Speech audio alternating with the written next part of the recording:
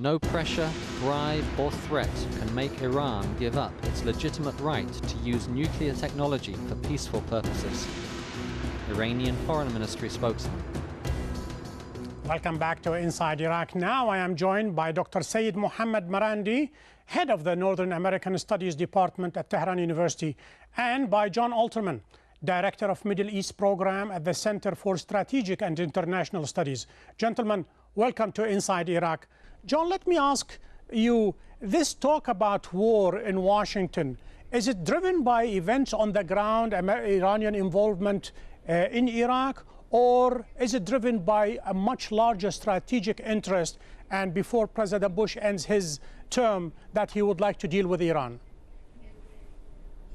I think the two are related. The president does not want to hand over a very messy and difficult situation with Iran to the next president, partly because he thinks what Iran is doing is so dangerous, not only on the nuclear front, but also in terms of Iran reaching into Iraq and affecting, shaping the future of that country in ways that may be dangerous both to American interests and to the interests of American allies around the Gulf. I think the two issues are related, and they are exacerbated by an American conclusion that the actions of the Iranian president lead us more toward war, are more unsettling than things otherwise would be if the two countries were talking as they had been talking in the past. Dr. Marandi, that kind of assessment and analysis plays very well in Washington, especially in certain circles. And I take it in Tehran, they don't even believe it, that the war is possible in the region. Yes, I think for the most part, most Iranians don't believe that war is possible, largely because the United States is in serious trouble in Iraq as well as in Afghanistan. And of course, Iran is a country that is far more powerful than either of these two countries. The main problem, it seems, in the eyes of most here, is that the United States is in trouble, and they're trying to shoulder the blame on the Iranians rather than accepting the blame for themselves.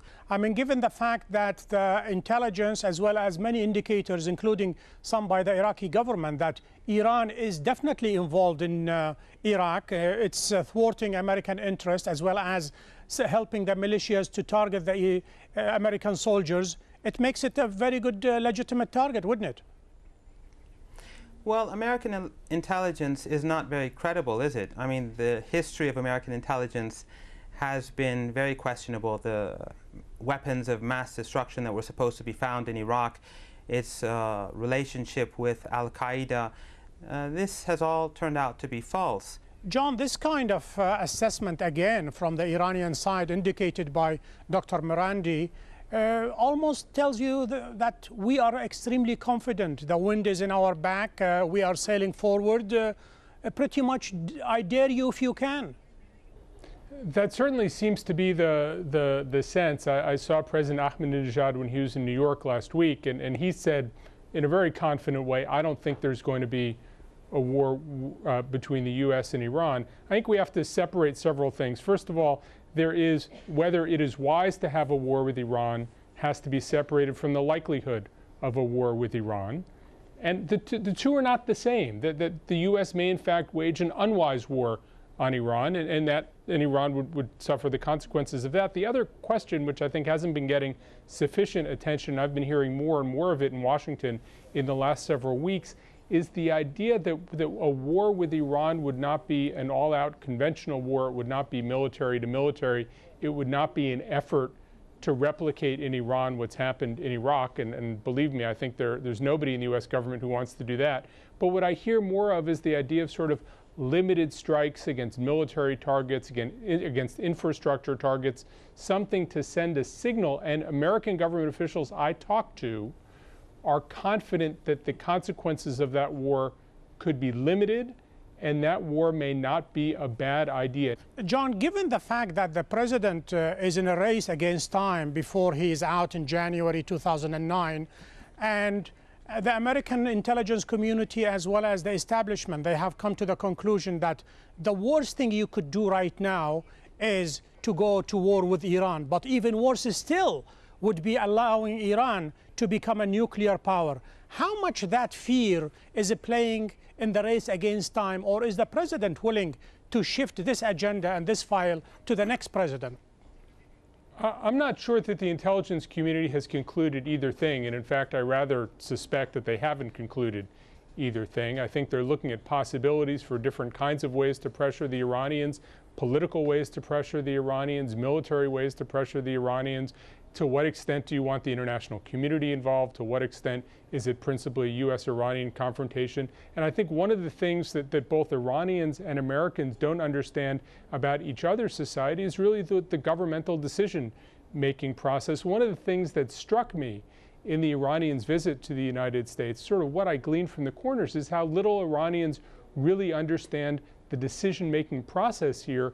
And I think that the opacity into the opposite system makes this situation much more dangerous than it would otherwise be, because people who have no understanding at all of how Iran works say, oh, we'll just do this and this will be the consequence. Well, sometimes you do something and either you mispredicted or you have an unexpected consequence, and then you deal with consequence management, which, as we've seen in Iraq, is a very messy and unpredictable place to be. All the more reason why that's why we have Dr. Marandi with us, who heads the Department of Northern American Studies.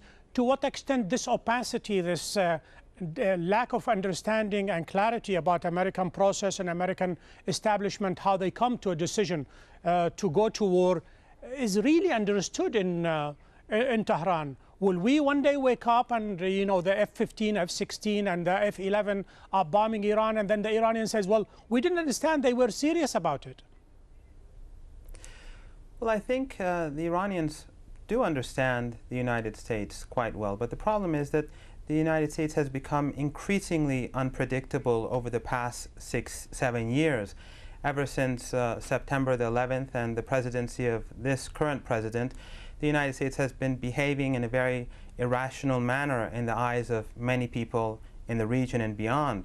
The reality, for example, is that if the United States does attack Iran, even limited attacks would have huge consequences for the United States, and they will suffer equally. What would Iran do? I mean, will they start attacking U.S. troops in Iraq? Will they start attacking the GCC countries, Saudi Arabia, Qatar, Bahrain, other places, or will they retaliate through international terrorism, as suggested by the article in the Seymour Hersh, perhaps in Africa or perhaps in Latin America? What would Iran do? Well, I don't believe that Iran has ever been into terrorism like the United States claims and like the United States has been.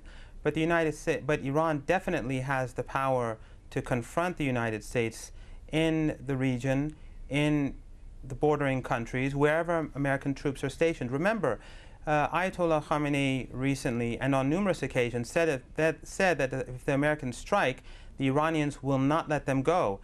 And he is not an ordinary politician. He is a person who really means what he says. He's known to be like that. So I think the Americans should take that seriously. The Iranians don't believe that the Americans will attack because no rational human being would expect such a thing to happen. But then again, this administration has acted in the eyes of Iranians very irrationally in the past. They're obsessed with Iran. John, Iraq is pretty much God sent to Iran. That is to say, the more the Americans are involved, the more this war becomes protracted, and the internal dissension within the American political establishment to come to a decision whether to stay or whether to pull. Iran benefits from the time by going through its modernization of the military, as well as speeding this process of enrichment in its nuclear field. Does that play in Washington, i.e. the more we are involved in Iraq, the less our hands are tied? I don't think there's a, I mean, I think there's an understanding that Iraq has been the primary benefactor, Iran has been the primary benefactor of what's happening in Iraq. I think there's less clarity on how to affect Iranian decision-making. There's less clarity on what the division of power is at the top of the Iranian government. The president, I think, the Iranian president has in many ways, sometimes advertently and sometimes inadvertently, increased tension between the two countries. And it seems to me that part of what has contributed to this tension and the decrease in dialogue has been the arrest of Americans like Hala Esfandiari, who had been engaged in dialogue with Iranians. When I was meeting the president, there were a number of people in the room who over decades have tried to maintain open channels of dialogue with Iranians, have been traveling to meet Iranians. And what is clear is that all of the Iranians who Americans have been in dialogue with for decades are now afraid to be in dialogue with Americans because of a chill that they feel coming in Iran. It seems to me that that is something that contributes to an increased likelihood of misunderstandings, tensions, and people saying, well, there's nothing left to lose, let's just go forward. And that leads to precisely the war that Dr. Marandi doesn't want to see, and I think that he's much more confident than I am will certainly not occur over the next several months. John Alterman from the CSIS and Dr. Marandi from Tehran University. Gentlemen, thank you for being guests on Inside Iraq. To access the program and to send us your comments, please go to aljazeera.net/English. We have reached the end of this show. Join me next week when we take another look inside Iraq. Goodbye.